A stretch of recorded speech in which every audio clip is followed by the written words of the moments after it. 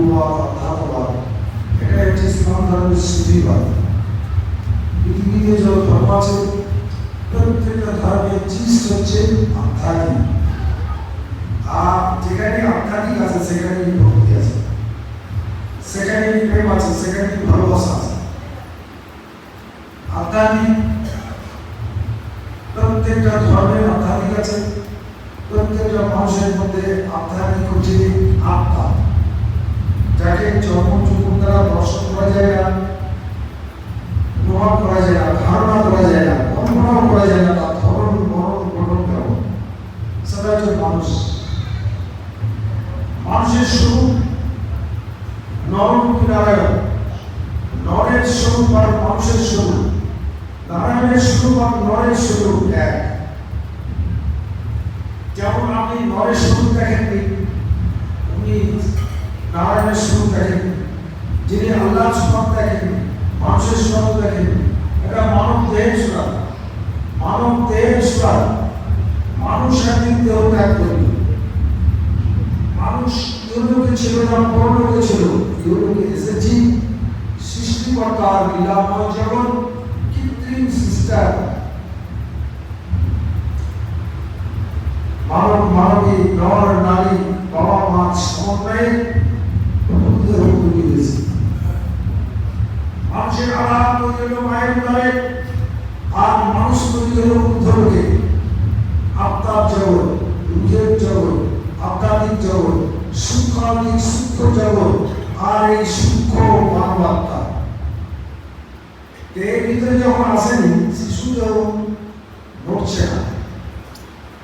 যেদিন মায়ের উদরে পুতুল দেহ ভেদ করে জবাই স্থানে প্রতিষ্ঠিত হলো আত্মা, মানুষ। আমি আমার দেহের ভিতরে যখন আমি আসলাম, সৃষ্টিকর্তা যখন আমার দেহের ভিতরে আমাকে পুঁছি দিলেন, তখন আমি নড়াচড়া, আমার দেহ নড়াচড়া করতে লাগলাম। হ্যাঁ হ্যাঁ, তাই তো, তাই তো।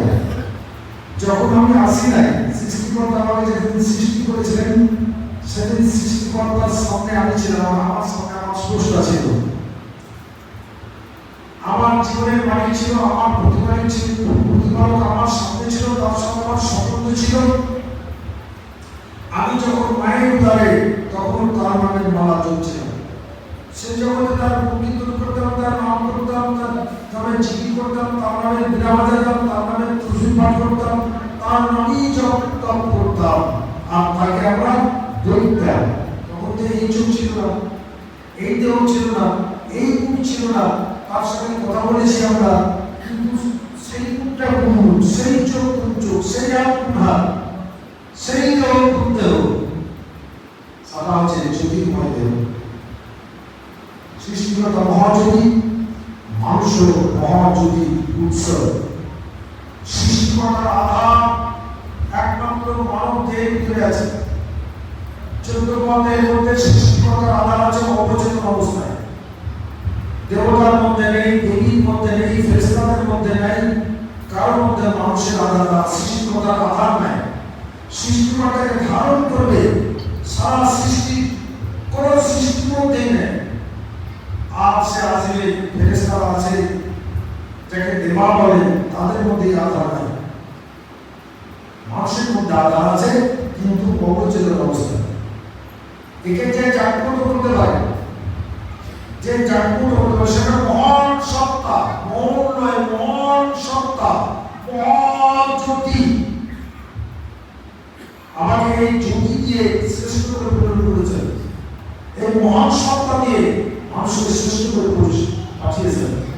আর মানুষের মধ্যে নির্দিষ্ট হচ্ছে মিথ্যা প্রবৃত্তি, শয়তান প্রবৃত্তি, হিংসা প্রবৃত্তি, হিংসাচার প্রবৃত্তি, বিদ্বেষ প্রবৃত্তি, অহংকার প্রবৃত্তি, শয়তান প্রবৃত্তি, কথা বলছেন, স্বেচ্ছাচারিতা, পশু প্রবৃত্তি। এই অস্পৃশ্য প্রবৃত্তি ধ্বংস না হলে মহান সত্তা জাগ্রত হবে না। ওই সাহায্য বিচ্ছস্য যশস্য শ্রেয়া জ্ঞান বইয়া গয়া, ছয় মহাপুর অধিকারী যদি কোনো মহিলা হতে পারে, সে ভগবতী হবে। ছয় মহাপুর অধিকারী যদি কোনো পুরুষ মানুষ হতে পারে, ভগবান হয়ে যাবে। সৃষ্টিকর্তার সঙ্গে একাকার হয়ে, ঠিক আছে, নারায়ণের সঙ্গে একাকার হয়ে, আল্লাহর সঙ্গে একাকার এখন সেই ছয় সেই মহান সত্তা মানব দেহের ভিতরে আছে, ছয় নিকৃষ্ট সত্তা মানব দেহের ভিতরে আছে। যেমন মিথ্যা, হিংসা, বিদ্বেষ, অহংকার, সত্যতা, পশ্চাৎপদ, প্রাকৃতিক, চতুরী, প্রকারী, স্বেচ্ছাচারিতা, নিষ্ঠুরতা, নির্মমতা, এসব হচ্ছে অস্পৃশ্যতা, নিকৃষ্টতা, জঘন্যতা। এই অস্পৃশ্যতা থেকে হৃদয়ের শুদ্ধিকরণ দরকার। আর এই শুদ্ধিকরণের জন্য বিশ্বের 10,000 ধর্ম এসেছে। কোনো মনীষী বলেছেন 4,300, কোনো মনীষী বলেছেন 10,000 ধর্ম এসেছে। পৃথিবীতে যুগে যুগে অবদান বা বুদ্ধি এসেছে সৃষ্টিকর্তার পরিচয় দিতে। এই 10,000 ধর্ম যদি একটি মানুষ 10 লক্ষ বছর বেঁচে থেকে পারে, আত্মশুদ্ধি হবে না, অস্পৃশ্যতা থেকে হৃদয় মুক্ত হবে না। কলকাতায় এই কথা বলতে গিয়ে বলে ভাই স্পিরিচুয়াল মাস্টার, আর তোমরা যারা আছো তারা ধর্মের শিশুরা। খায় এই আধ্যাত্মিক পথ, স্পিরিচুয়াল পথ, এই শক্তির সংযোগ না করলে অন্তর্জগতে কখনো ক্রিয়া প্রতিক্রিয়া হবে না, পরিশোধন এবং প্রসারণের কারবার শুরু হবে না। এর জন্য কি করতে হবে?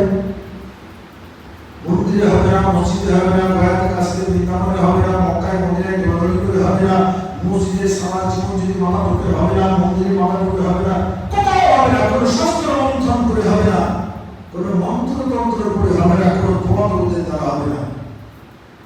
এরপর একমাত্র তিনি জানেন, যিনি সৃষ্টিকর্তা পর্যন্ত পৌঁছে গেছেন, যার মানবাত্মা জাগ্রত, দেবাত্মা জাগ্রত, পরমাত্মা পরমেশ্বর সঙ্গে একাকার, যাকে ইসলাম সুফিবাদের ভাষায় বলে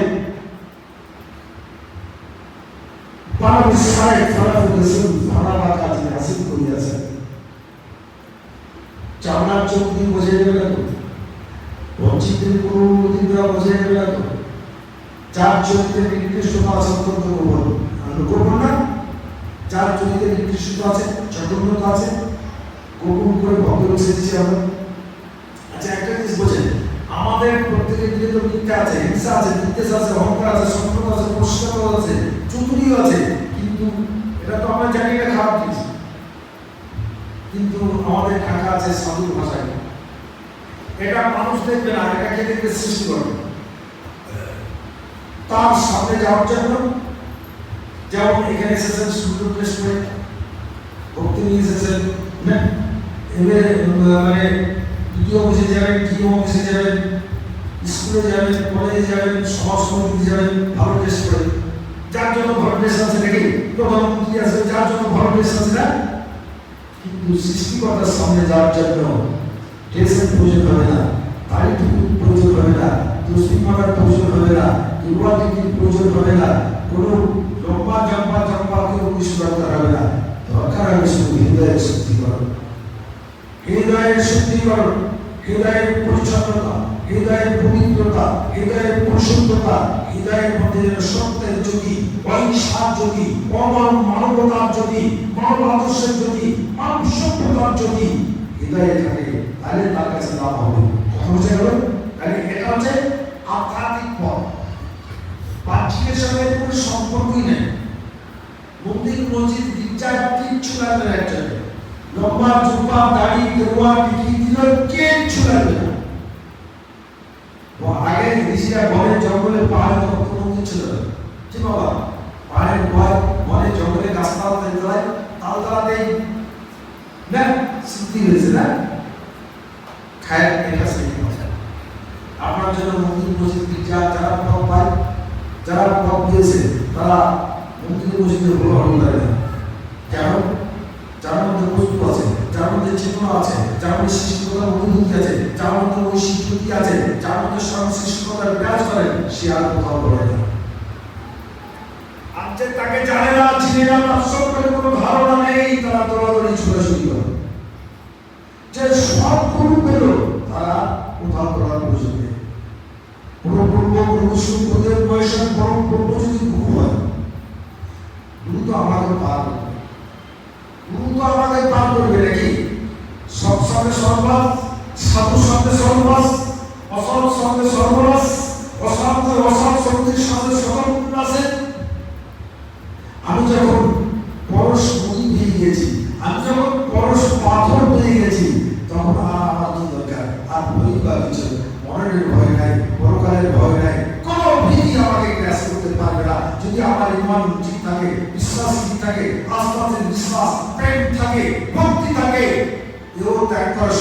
শব্দে চলে যাবে, কোথাও বাধা করতে হবে না, পথ পরিষ্কার। আপনারা আমাকে হৃদয় দিয়ে ভক্তি করেন, শুরু থেকে যতবার ডাকি ততবার আসেন, এটাই ইমানে ভক্তির পরিচয়। এই ভক্তির কারণে আমরা আমার সাথী আর আমি আপনাদের সাথী, আমার সঙ্গে আপনারা ঠিক এরকম থাকবেন সবে। আলিমপুরের প্রেম যার দিলে সস্তা প্রমাণ ধারণ করে যে কোনো কুলের মানুষ দেহ ত্যাগ করবে, সঙ্গে সঙ্গে স্বর্গে গমন করবে। ও হ্যাঁ, 100% গ্যারেন্টি একদম, দেখা হবে সেখানে আমার সাথে। এই যে কথা বলছি, এই আওয়াজ আপনি সেদিনও শুনবেন, যেদিন দেহ ত্যাগ করবেন সেদিন এই আওয়াজই শুনবেন, পরলোকে যাবেন এই আওয়াজ শুনতে পাবেন। কথা বোঝা গেল? এই ছবি বলছিল এখানে যে ছবি দেখছো সেখানে ওই ছবিতে হ্যাঁ একই স্বভাব দেখতে পাবে। কথা বোঝা গেল? নররূপী নারায়ণ, নররূপী নারায়ণ কোন মানুষের মধ্যে তিনি খোদার বান্দা, খোদার মতো কোরআন পাকে বলে সৃষ্টিকর্তার মতন একদম এরকম সব মানুষের মধ্যে আছে। এটা অবস্থা অবস্থা, এটাকে জাগ্রত করতে এটা জানতে দিয়েছে।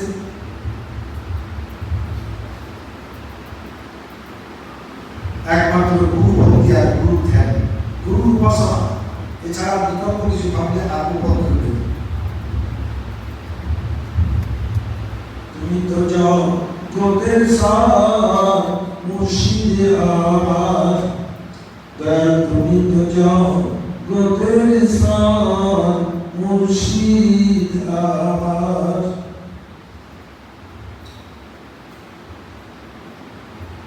তুমি আমার সাধন আর তুমি আমার অন্ধের নয়ন, দয়াল তুমি আমার সাধন ভজ আর তুমি আমার অন্ধের নয়ন, দয়াল তুমি আমার চিরাগের অংশ, আমার হৃদয়ের অন্ধকারে, দয়াল তুমি তো যাও গোদের সার মুর্শিদ আমার। মুর্শিদ নবী পাগলি রঞ্জন, এক সুতাতে কাঁথা তিনজন, যে করে দয়াল মুর্শিদের সাধন, যে করে দয়াল মুর্শিদের সাধন, তিন রতন মিলেছে তার, দয়াল মুর্শিদ আমার। তুমি তো জগতের সার, দয়াল মুর্শিদ আমার। তুমি গুরু কল্পতরু,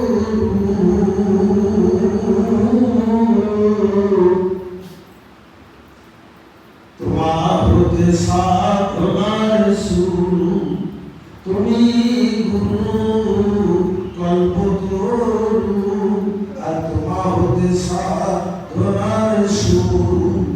তোমার বিনা হয় না কারো, দয়াল তোমার বিনা হয় না কারো, ভজন সাধনের কারবার মুর্শিদ আমার। দয়াল তুমি তো জগতের সার মুর্শিদ আমার। আমি যখন কান্ডাই দিয়ে গেলাম, এই সঞ্জয় বসে তিনতলা ছাদে বসে আছে, ওই বুঝি নারী বাজার শ্রী স্বামী ধর্মানন্দ মহারাজ সাধু সাঙ্গ পঙ্গ নিয়ে হাজির হয়েছে। হঠাৎ তিনি ওখানে ডেকে দিয়ে বলছে, ভগবান তুমি পাড়াগ্রামে উঠে আছেন, অস্পন পাড়াগ্রাম 3 বছর যাবত কোশিশ করছি তোমার চলে আসা, আসতে পারিনি। এটাও বুঝলাম তোমার করুণা, তোমার কৃপা, তোমার দয়া ছাড়া তোমার চরণে আসতে কেউ পারে না। তিনি করছেন বলেন শত সহস্র জন্ম জন্মান্তর ফল আজ তোমার চরণে আমি হাজির হয়েছি। তবে আমি এক বস্তা প্রশ্ন দিয়েছি, এই প্রশ্নের জবাব তুমি দিলে আমি জেনে গেছি। এক বস্তা প্রশ্ন সঙ্গে দিচ্ছে, সেটা দিচ্ছে আমি বস্তা খুলে দেয় বসে পড়ে একটা দুটো তিনটে যেমন জবাব দিয়েছি। একবারে বলছে ঠাকুর রামকৃষ্ণ যেভাবে বক্তব্য দিয়েছিল কৃষ্ণচন্দ্র ঘোষ, আমি কৃষ্ণচন্দ্র ঘোষের মতো বক্তব্য দিলাম, আত্মসমর্পণ করে দিলাম। আমার খান্ডারি প্রয়োজন ছিল, আমি খান্ডারি গ্রহণ করলাম। দিলাম কালে তুমি আমার উদ্ধার করবা। তোমার মতো শহর পৃথিবীর কোটি কোটি শহরের মধ্যে দুর্বৃত্তে খুঁজতে হবে। আমাদের মতো সাগরের ধ্যান ধারণার পৌঁছে তুমি এই কথা বলে উনি বকল বাঁধলেন, বললেন এখান থেকে সব কিছু ফেলে দাও, শ্রী জীবন পর্যন্ত তোমার নাম চলতে চলতে, তোমার নাম নিতে নিতে নাম ত্যাগ করে যেন স্বর্গে পৌঁছায় উনি কান্ডারি। তাহলে ওরা বলছেন দাদা বড় সাদা বাস ওটাই মহম্মদ, ওটাই মোহাম্মদ, কিছু লাগে। যার কিছু নেই তার আরাম, যার কিছু নেই তার তন্ত্র, যার কিছু নেই তার দোয়ার লাগবে। আর যিনি স্বয়ং সৃষ্টিকর্তা, যার মধ্যে মজুর, তার ভক্তের কিছু লাগবে না, তাকে যোগ্য হবে। যার নামে বাইরে শয়তান জিন ছুটে পালিয়ে যায়, যার নামে দোয়াইতে পানি জলে ভক্তির জল ছুটে দিলে শয়তান জিন, দৈত্য জিন, দানব জিন পালিয়ে যায়। দেখেন মহাভক্তের মানুষ উদ্ধার করে। তাহলে আপনারা সবাই শিক্ষিত মানুষ, আপনাদেরকে আমি হৃদয়ের মধ্যে দিয়ে রেখেছি। ইউরোপ থেকে পরলোকে যাব, আপনাদেরকে সঙ্গে নিয়ে সঙ্গে হাজির হব। ঠিক আছে? তাহলে আপনাদের পরবারের কোনো ভাবনা নেই।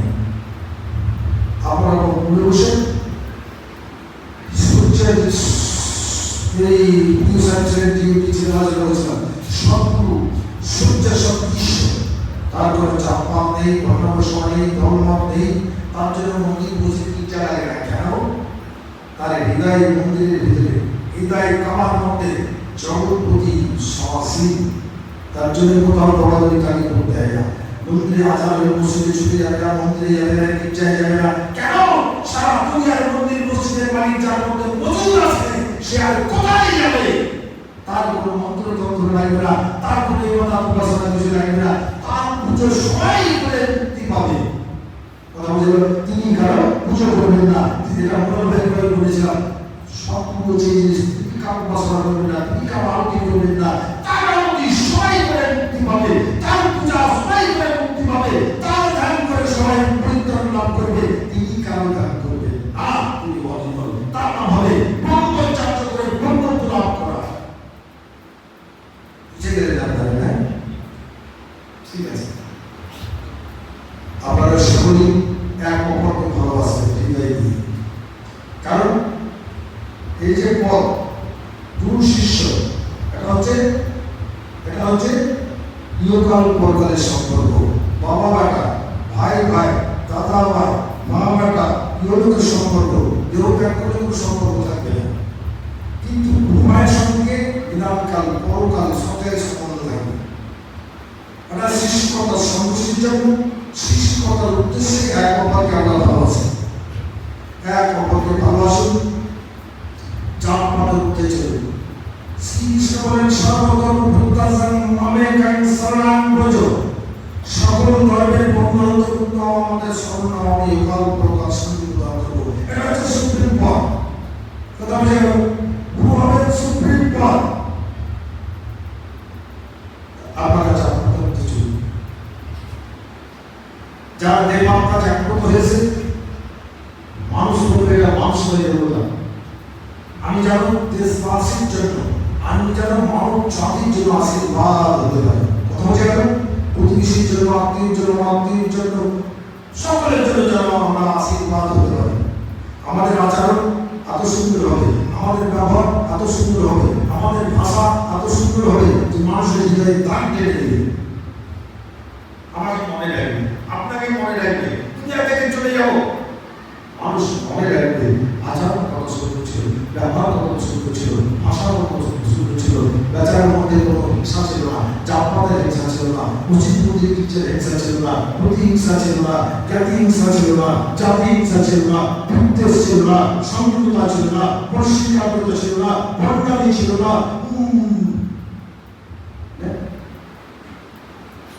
দেবতুল্য মানুষ ছিল। আমি জোরজার মানুষ আমাদের দেবতুল্য মানুষ, তার তুল্য মানুষ ছিল, মহা মানব ছিল, অতি মানব ছিল। জীবনে কোন মানুষের প্রতিষ্ঠান করেনি। মানুষ ক্ষতি করেছে, কষ্ট করেছে, তিনি ক্ষমা করেছেন। ক্ষমা করে ক্ষমা, ক্ষমা করে ক্ষমা করে উনি মহৎ, ক্ষমা করে ক্ষমা, ক্ষমা করে ক্ষমা, ক্ষমা করে ক্ষমা করে মহৎ, ক্ষমা করে ক্ষমা, ক্ষমা করে ক্ষমা করে ভবে মানুষ মহান। কথা বলতে একবার জিসাস ক্রাইস্ট জিজ্ঞাসা করলো যে মানুষ একবার কতবার বললে তাকে ক্ষমা করে? তিনি বলেন ৭০,০০০ বার ক্ষমা করো। একই ধরনের অপরাধ যদি একই লোক করে ৭০,০০০ বার তাকে ক্ষমা করে দাও। কিছুক্ষণ পর চোখ বন্ধ করে চোখ করে বলেন ৭০,০০০কে আরো ৭০,০০০ দিয়ে গুণ করে যতবার হবে ততবার ক্ষমা করো। ক্ষমাই মানুষের ধর্ম।